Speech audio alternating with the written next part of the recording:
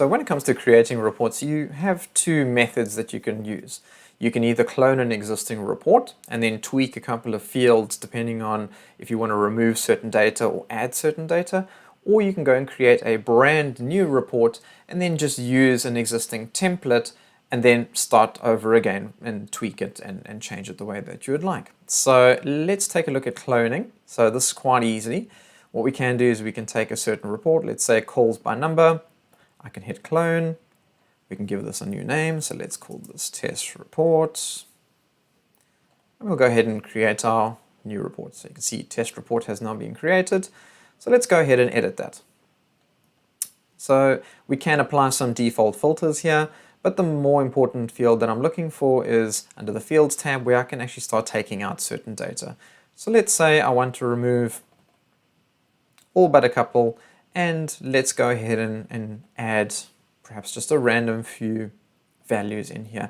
Now you can see there are many different types of fields that you can use, and all of these fields are well explained under the help file, so I suggest that you do take a look at that because it will go into detail as to exactly what each one of these fields will do.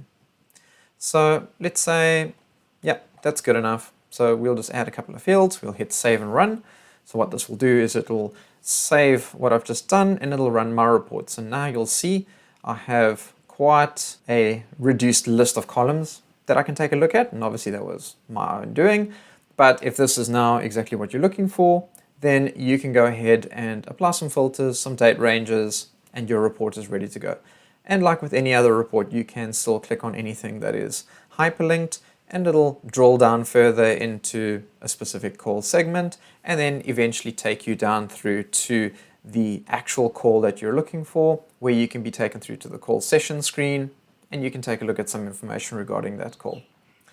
Now, not only do you have the ability to clone reports, but you can still create a default report by clicking on the report tab over here. And then you'll see you still do need to provide dimensions with some sort of idea of what your report is going to look like.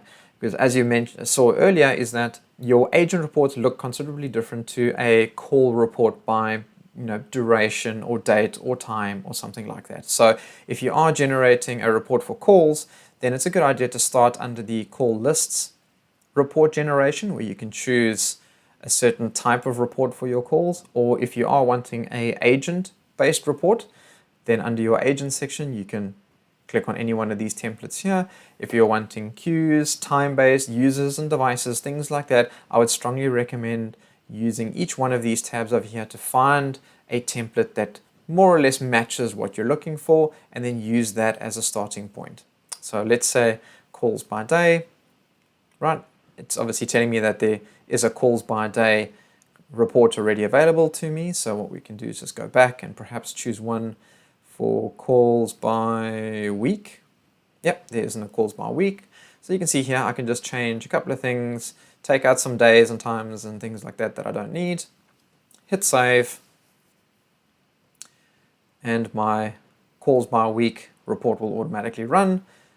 Or you can see on my report screen, I now have a calls by week report, which I can obviously edit and do whatever I'd like with.